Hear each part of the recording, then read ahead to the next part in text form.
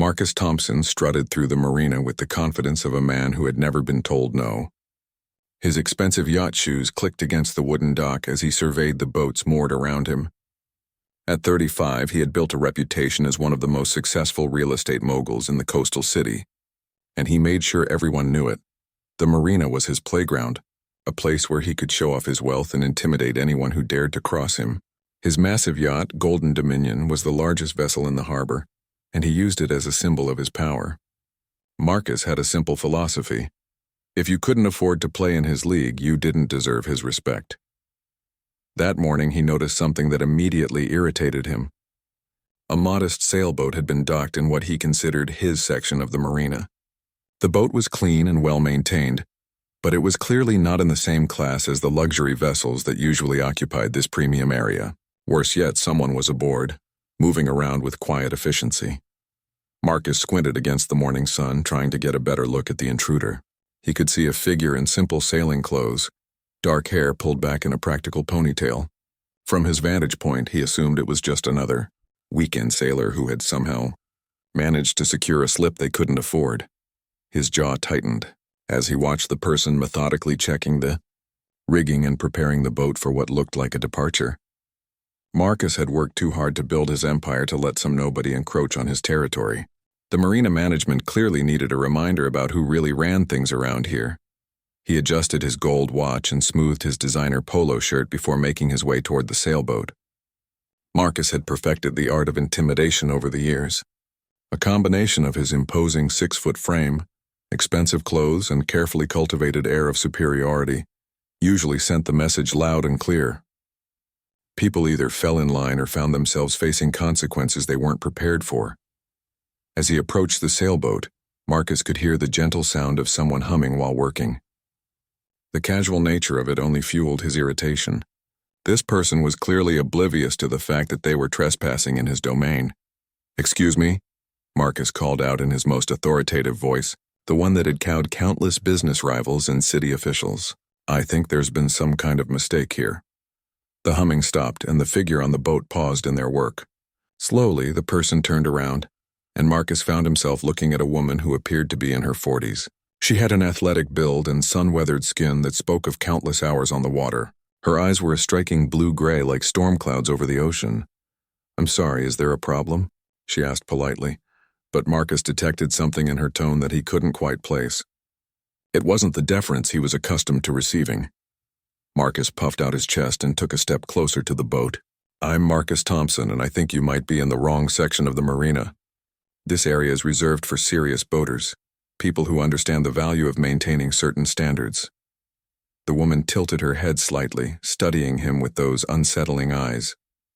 "Standards," she repeated slowly as if testing the word. "And what standards would those be, Mr. Thompson?" Her calm response caught Marcus off guard. Most people would have immediately started apologizing or explaining themselves when confronted by someone of his stature. Instead, this woman seemed genuinely curious about his objection, as if she were conducting some kind of experiment. "Well, for starters, the size and quality of the vessels," Marcus said, gesturing dismissively at her sailboat. "This is a premium section, and frankly, your boat doesn't quite fit the profile of what we're trying to maintain here." The woman nodded thoughtfully, then returned to securing a line on her boat. "I see. And you're the person who determines these profiles?" Marcus felt his face begin to redden. The woman's composure was unnerving, and her questions seemed designed to make him explain himself rather than simply comply with his demands. "I'm one of the most successful businessmen in this city," he said, his voice rising slightly. "I own the largest yacht in this marina, and I have significant influence with the management here." "Impressive," the woman said, but there was something in her tone that suggested she wasn't particularly impressed at all. She finished with the line and moved to check another part of her rigging, seemingly unbothered by his presence. Marcus felt the familiar surge of anger that came when people didn't immediately recognize his importance. He had built his entire identity around being the biggest, loudest, most dominant presence in any room, or in this case, any marina. This woman's casual dismissal of his authority was intolerable. "Look, I don't know who you think you are," Marcus said, moving closer to the edge of the dock, "but you're going to need to move this boat to a more appropriate section. I have important guests coming today, and I can't have them seeing substandard vessels cluttering up the premium slips." The woman stopped what she was doing and looked at him again, this time with what might have been amusement dancing in her eyes. "Substandard," she repeated. "That's an interesting choice of words." Marcus missed the subtle warning in her tone entirely. He was too focused on asserting his dominance and getting this obstacle out of his way. In his mind, this was just another situation where his reputation and influence would quickly resolve the problem. He had no idea that he was about to encounter someone whose authority extended far beyond the confines of a coastal marina. Marcus decided to escalate his approach, confident that a more direct display of his influence would quickly resolve the situation. He pulled out his phone and made a show of scrolling through his contacts. "I'm calling the marina management right now," he announced loudly, hoping to intimidate the woman into compliance. "I have their personal numbers and they know better than to cross me. You'll be out of here within the hour." The woman continued her methodical inspection of the boat, checking each piece of equipment with the practiced eye of someone who had spent decades on the water. She seemed completely unperturbed by his threat, which only served to frustrate Marcus further. "Marina management, this is Marcus Thompson," he said when someone answered. "I have a situation here in Section A that needs immediate attention. There's an inappropriate vessel taking up space that should be reserved for premium members." As Marcus spoke in increasingly agitated tones, several other boat owners in the area began to take notice of the commotion. Some emerged from their vessels or paused their own morning routines to observe the unfolding drama. Marcus felt a surge of satisfaction, knowing that his public display of authority would serve as a reminder to everyone about who really held power in this marina. "Yes, I understand you have procedures," Marcus continued into the phone, his voice growing louder, "but I'm telling you this needs to be handled immediately. Do you know how much money I spend here annually? Do you want to risk losing my business over some weekend sailor who can't follow basic marina etiquette?" The woman on the sailboat finally looked up from her work, and Marcus caught something in her expression that made him pause. It wasn't fear or concern about his phone call. Instead, she looked almost entertained. "Is there something amusing about this situation?" Marcus demanded, covering the phone with his hand. "Oh, not at all," the woman replied with perfect politeness. "Please continue with your call. I'm very interested to see how this plays out." Her response struck Marcus as oddly confident for someone who was supposedly about to be evicted from the marina. He returned to his conversation with management, but found himself distracted by the woman's calm demeanor. She had resumed her inspection of the boat, humming quietly again as if nothing unusual were happening. The marina manager on the phone was asking questions that Marcus found increasingly irritating. They wanted to know the slip number, the name of the vessel, and seemed hesitant to take immediate action based solely on his complaint. Marcus had grown accustomed to having his demands met without question, and this bureaucratic resistance was testing his patience. "Just get down here and handle it," Marcus finally snapped before ending the call. He turned back to the woman with a satisfied smirk. "They're on their way. I suggest you start preparing to move your boat before this becomes more embarrassing than it needs to be." The woman straightened up and faced him directly for the first time since the confrontation began. Marcus was struck by her bearing. There was something about the way she carried herself that spoke of authority and command, though he couldn't quite put his finger on what it was. "Mr. Thompson," she said, her voice carrying a new quality that made several nearby boat owners stop what they were doing to listen. "Before the marina management arrives, perhaps we should properly introduce ourselves." "I already told you who I am," Marcus replied dismissively.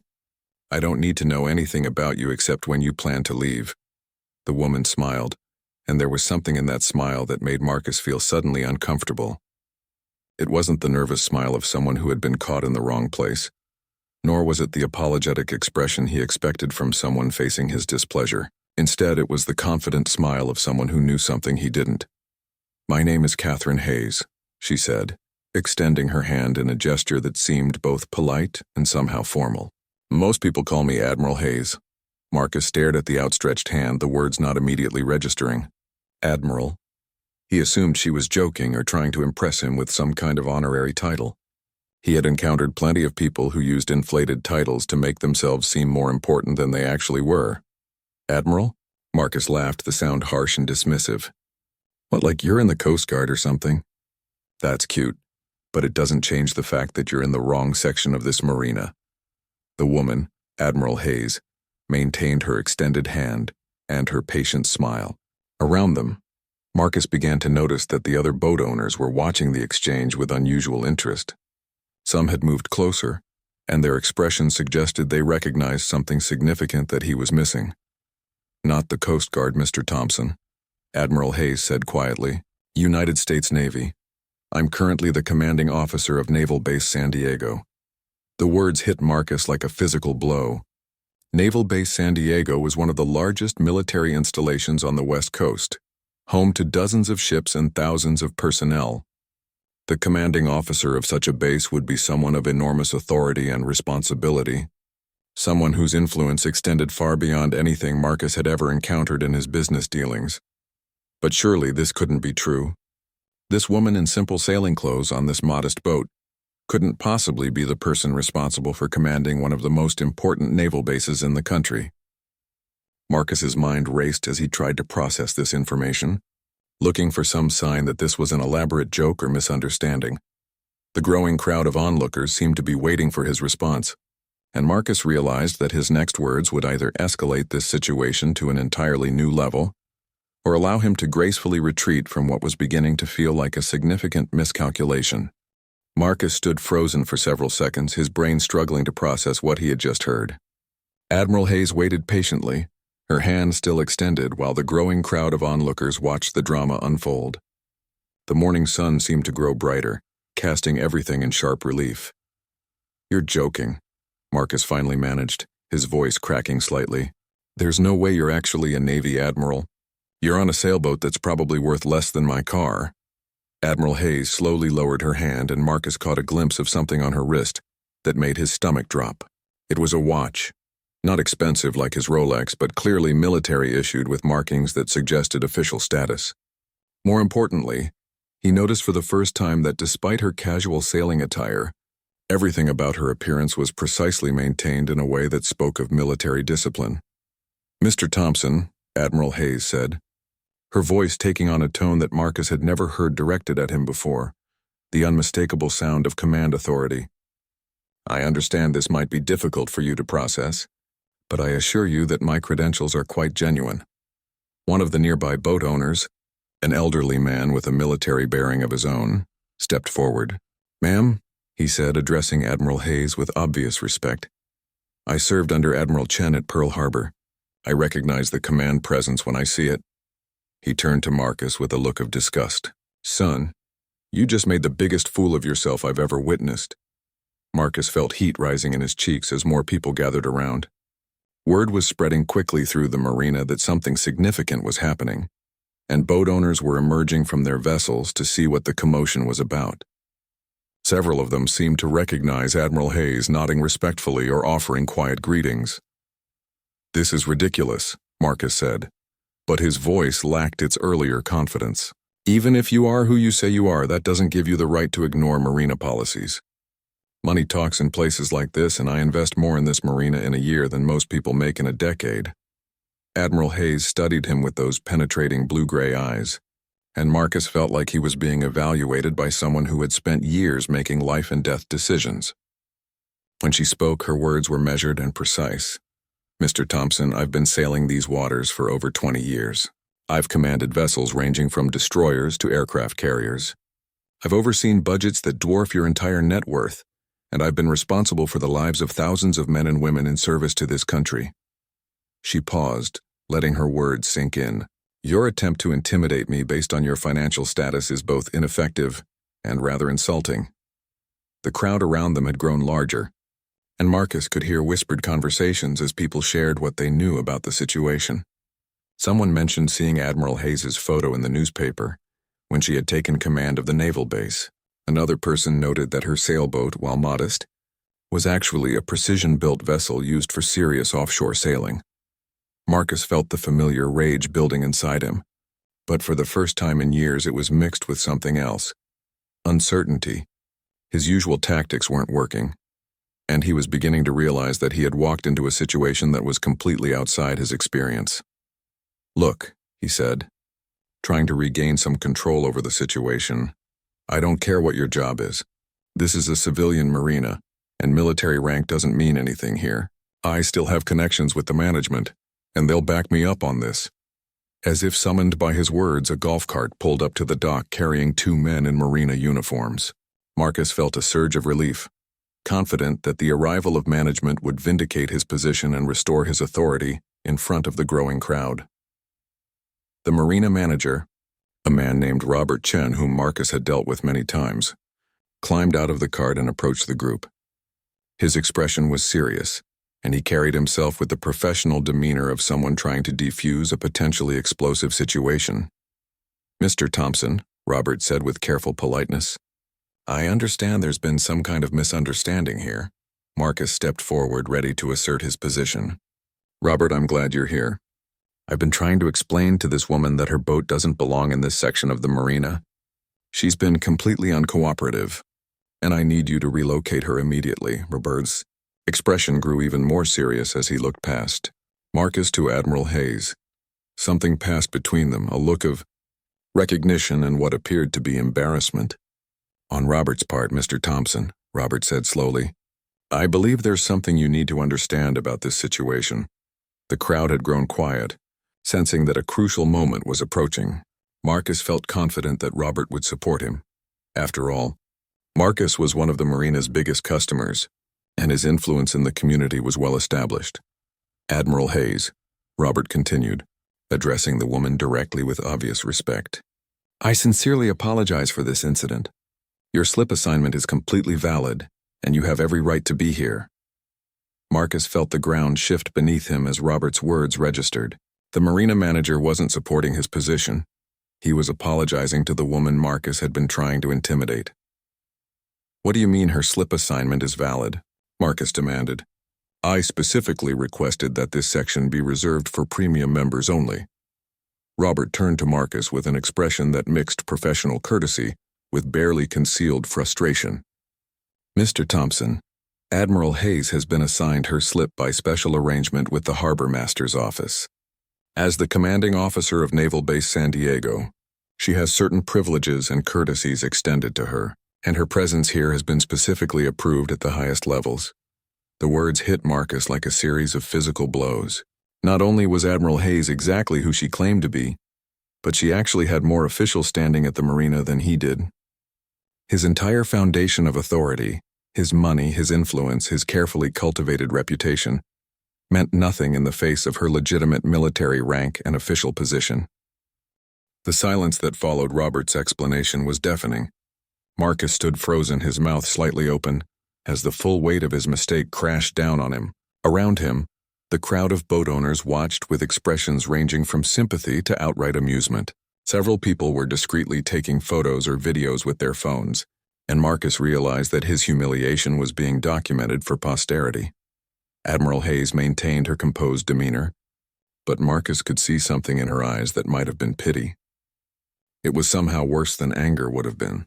The look of someone watching another person destroy themselves through their own arrogance. "Robert," Marcus said, his voice much quieter now, "surely there's been some mistake. I've been a member here for 8 years. I've invested hundreds of thousands of dollars in marina improvements. You can't just give special treatment to someone because of their government job." Robert's expression hardened slightly. "Mr. Thompson, Admiral Hayes isn't receiving special treatment because of favoritism. The arrangement is part of a formal agreement between the marina and the Department of Defense. It's designed to ensure that high-ranking military personnel have appropriate facilities for official and recreational purposes." Admiral Hayes stepped forward, and when she spoke, her voice carried the authority of someone accustomed to addressing large groups of people under pressure. "Mr. Thompson, I think there's something important you need to understand. This isn't about rank or privilege. It's about respect and basic human decency." She gestured to the crowd that had gathered around them. "Every person here earned their right to enjoy this marina through honest work and legitimate means. Some are retired military, some are business owners, some are teachers or engineers or artists. What matters isn't the size of their boats or the cost of their equipment. It's that they treat each other with dignity." Marcus felt his face burning with embarrassment as her words hit home. He looked around at the faces surrounding him and realized that many of these people knew him by reputation. His behavior toward Admiral Hayes hadn't just been witnessed by strangers. It had been seen by members of his own community, people whose opinion of him would spread throughout the marina and beyond. "When you approached me this morning," Admiral Hayes continued, "you made assumptions based on appearances. You saw a modest sailboat and assumed its owner didn't deserve to be here. You decided that your wealth gave you the right to intimidate someone you perceived as beneath you." The elderly veteran who had spoken earlier stepped forward again. "Admiral, with respect, this gentleman clearly doesn't understand what service means. In the Navy, we learned that leadership comes from character, not from the size of your wallet." Marcus wanted to defend himself, to explain that he had built his business empire through hard work and determination, but the words wouldn't come. He realized that nothing he could say would undo the damage he had done to his reputation in the past hour. Robert cleared his throat, clearly uncomfortable with the situation. "Mr. Thompson, perhaps it would be best if we discussed this matter privately in my office." But Admiral Hayes raised her hand slightly, a gesture that commanded attention from everyone present. "Actually, Robert, I think this is an excellent teaching moment for everyone here." She turned to address the crowd directly, and Marcus realized that she was about to deliver what amounted to a public lecture, using him as a negative example. "Ladies and gentlemen, in my years of naval service, I've learned that true leadership requires humility, respect for others, and the ability to recognize when you've made a mistake. It's not about having the biggest ship or the most expensive equipment. It's about how you treat the people around you, especially those you perceive as having less power than yourself." Marcus could feel dozens of eyes on him, and he wished desperately that he could disappear. His phone buzzed with what he knew would be messages from people who had already seen photos or videos of the incident being shared on social media. "Mr. Thompson," Admiral Hayes said, turning back to him, "you have a choice to make right now. You can continue to double down on your behavior and make this situation worse, or you can demonstrate the kind of character that might help you rebuild some of the respect you've lost today." The crowd waited in tense silence for Marcus's response. He felt trapped between his pride and his growing realization that he had made a catastrophic error in judgment. His usual response would be to escalate the confrontation, to use his influence and resources to punish anyone who had embarrassed him. But Admiral Hayes's calm authority had completely neutralized his typical tactics. Marcus began, then stopped. The words of apology were there somewhere in his throat, but his pride was fighting against them. He had spent years building an image of dominance and control, and admitting weakness in front of all these people felt like professional suicide. Admiral Hayes waited patiently, and Marcus could see that she understood exactly what he was struggling with. Her expression wasn't mocking or triumphant. It was the look of someone who had seen people face difficult choices and knew that the next few moments would define his character. "I need to think about this," Marcus finally said, his voice barely above a whisper. "Of course," Admiral Hayes replied. "Take all the time you need. But remember, Mr. Thompson, character isn't about never making mistakes. It's about what you do after you realize you've made them." The crowd began to disperse slowly, many people stopping to speak quietly with Admiral Hayes or to shake her hand. Marcus stood alone on the dock, watching his carefully constructed world of influence and intimidation crumble around him. For the first time in years, he faced a situation that money and threats couldn't fix, and the person responsible for his humiliation was offering him a chance at redemption that he wasn't sure he had the courage to accept. 3 days passed before Marcus could bring himself to return to the marina. During that time, he had watched his carefully built reputation unravel in real time.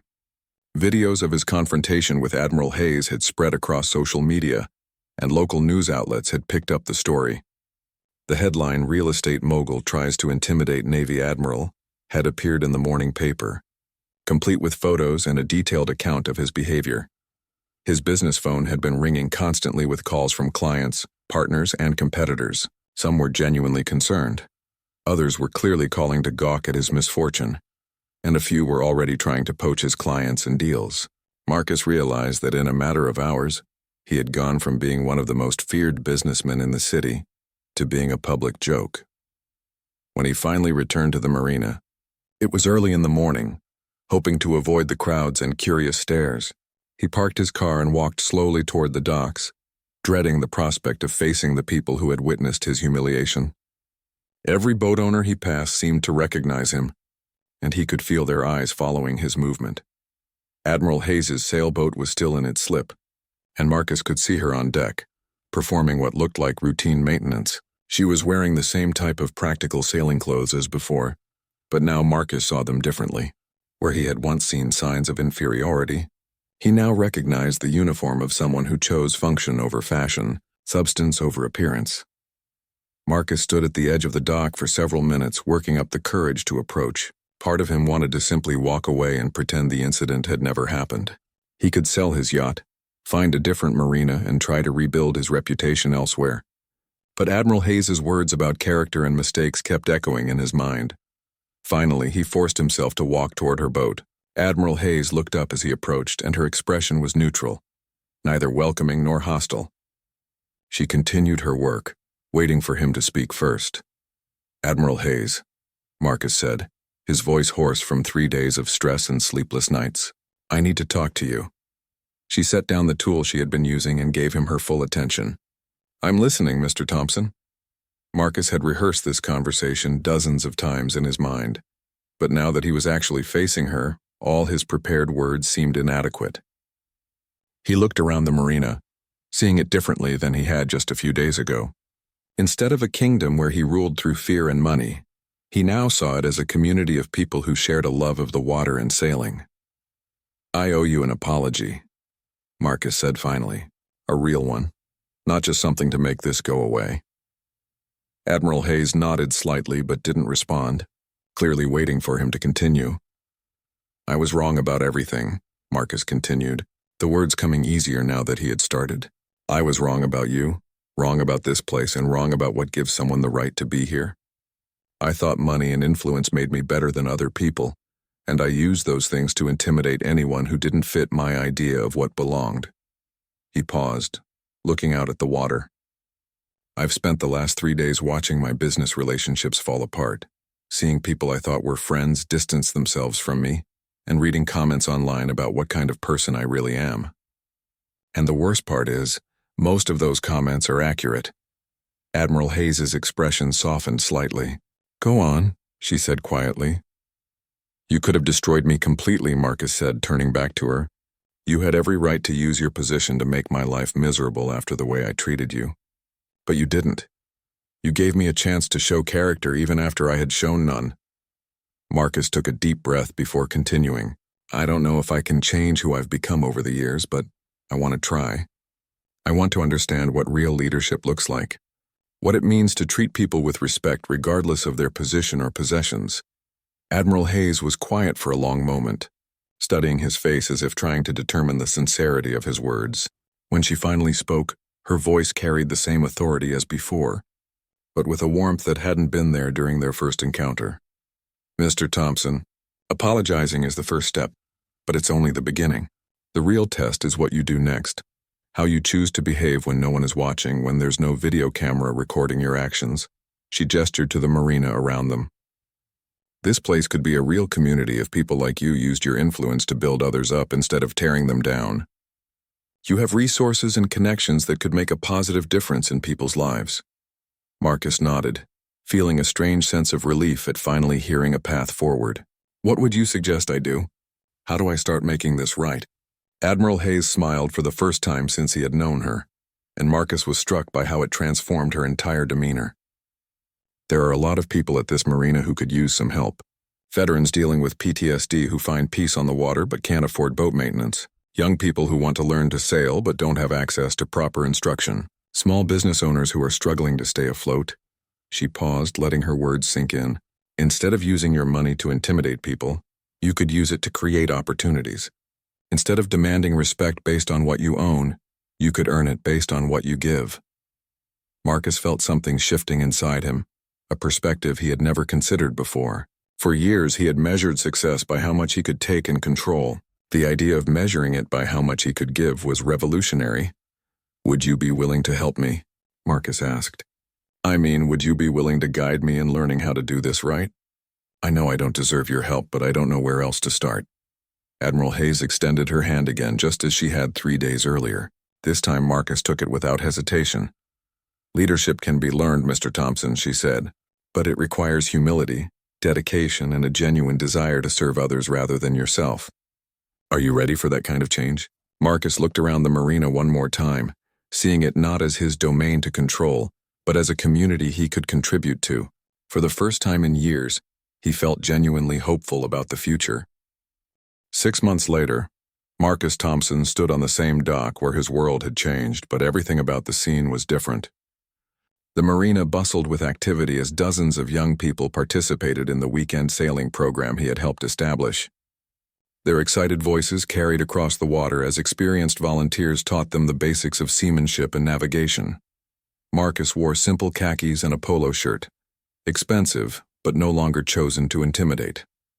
His gold watch had been replaced with a practical sailing watch, and his demeanor had transformed from that of a predator to that of someone genuinely interested in helping others succeed. "Mr. Thompson," called out Sarah, a 16-year-old from the local community center who had become one of his favorite students. "Can you help me with this knot? I still can't get the bowline right." Marcus smiled and walked over to where Sarah was struggling with a length of rope. 6 months ago, he would have been irritated by such an interruption. Now these teaching moments had become some of the most rewarding parts of his week. "Remember the story Admiral Hayes taught us," Marcus said patiently. "The rabbit comes up through the hole around the tree and back down through the hole." He demonstrated the knot slowly, then watched as Sarah practiced it herself. Admiral Hayes approached from where she had been supervising another group of students. Over the past month, she had become not just Marcus's mentor, but a genuine friend. Their weekly sailing sessions had evolved from lessons in leadership to collaborative planning sessions for marina community programs. "How are the scholarship applications coming along?" Admiral Hayes asked. Marcus pulled out his tablet and showed her the latest numbers. "We have 43 applications for the advanced sailing program, and I've secured funding for 35 full scholarships. The local high schools are really excited about the maritime career pathway we're developing." The transformation hadn't been easy. In the first few weeks after his public humiliation, Marcus had lost several major business deals and some longtime clients. However, as word spread about his genuine efforts to change, new opportunities had emerged. Business partners who valued integrity over intimidation had sought him out, and his company's reputation had begun to recover, albeit in a completely different way. "I have some news," Admiral Hayes said with a slight smile. "The Department of Defense is interested in expanding our Veterans Therapeutic Sailing Program. They want to use what we've built here as a model for other installations across the country." Marcus felt a surge of pride, but it was different from the self-centered satisfaction he had once craved. This pride came from knowing that their work was helping people, that the community they had built was having a real impact on lives. "That's incredible," Marcus said. "What would that mean for our program here?" "More funding, more resources, and the chance to help veterans from bases all along the coast," Admiral Hayes replied. "But it would also mean more responsibility and the need to maintain the highest standards of integrity and service." Marcus nodded, understanding the weight of her words. Over the past months, he had learned that true leadership meant being accountable not just to yourself, but to everyone who depended on you. The scared, angry businessman who had tried to intimidate Admiral Hayes seemed like a different person entirely. Robert Chen, the marina manager, approached with a clipboard and a broad smile. "Marcus, I wanted to let you know that the Marina Board has approved your proposal for the adaptive sailing equipment. We'll be able to accommodate sailors with disabilities starting next month." The project had been Marcus's idea, inspired by meeting a veteran who had lost his leg in Afghanistan, but still loved being on the water. Instead of using his influence to exclude people, Marcus had learned to use it to create opportunities for inclusion. "Thank you, Robert," Marcus said. "I know it was a significant investment for the marina." "It's the right thing to do," Robert replied. "And honestly, the positive publicity from all these community programs has been incredible for business. We have a waiting list for slips now, and people are specifically choosing us because of the culture you and Admiral Hayes have helped create." As Robert walked away, Admiral Hayes turned to Marcus with an expression of satisfaction. "You know, when we first met, I thought you might be beyond redemption. I've encountered plenty of people who use their wealth and position to diminish others, and most of them never change." Marcus felt a mix of embarrassment and gratitude as he remembered that first encounter. "I was pretty awful, wasn't I?" I can't believe I actually tried to intimidate a Navy admiral because I didn't like the look of her boat. Admiral Hayes laughed, a sound that had become much more frequent in their interactions. You were certainly confident in your approach. But what impressed me wasn't your apology. Plenty of people apologize when they're caught. What impressed me was your willingness to do the hard work of actually changing. They walked together toward the sailing school building that Marcus had helped fund and establish. Through the windows, they could see evening classes in session, adults learning navigation, teenagers studying marine biology, and veterans working on boat restoration projects that provided both therapy and practical skills. I've been thinking about something, Marcus said as they paused outside the building. 6 months ago, I thought success meant having more than everyone else and making sure they knew it. I measured my worth by how many people I could intimidate or control. He gestured toward the bustling activity around them. Now I'm more successful than I've ever been, but it's completely different. My business is thriving because people trust me. My relationships are stronger because they're based on mutual respect instead of fear. And I sleep better at night knowing that what I do actually matters. Admiral Hayes nodded thoughtfully. That's the difference between leadership and dominance, Marcus. Dominance is about taking power from others. Leadership is about giving power to others and helping them succeed. As the sun began to set over the marina, painting the water in shades of gold and orange, Marcus reflected on how dramatically his life had changed.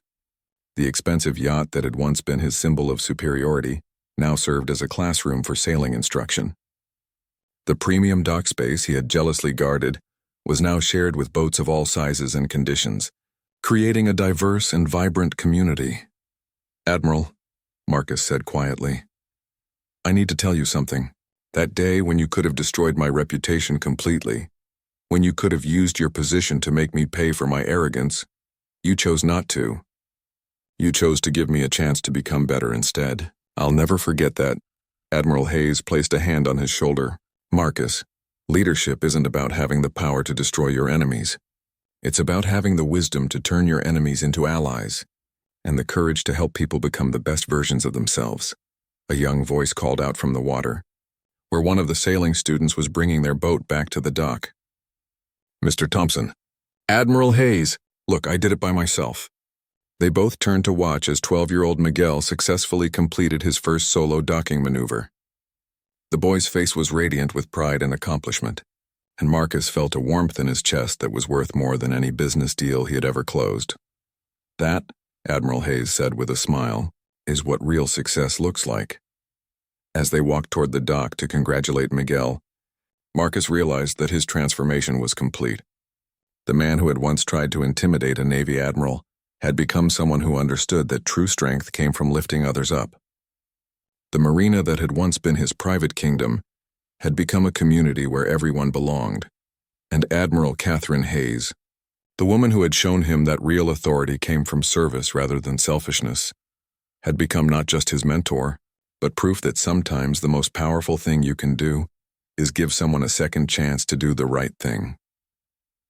The evening ended with the community gathered around the dock, sharing stories of their sailing adventures and planning future projects. Marcus looked around at the faces illuminated by the marina's lights. Young and old, wealthy and working class, civilian and military, all united by their love of the water and their commitment to supporting each other. For the first time in his adult life, Marcus Thompson was exactly where he belonged,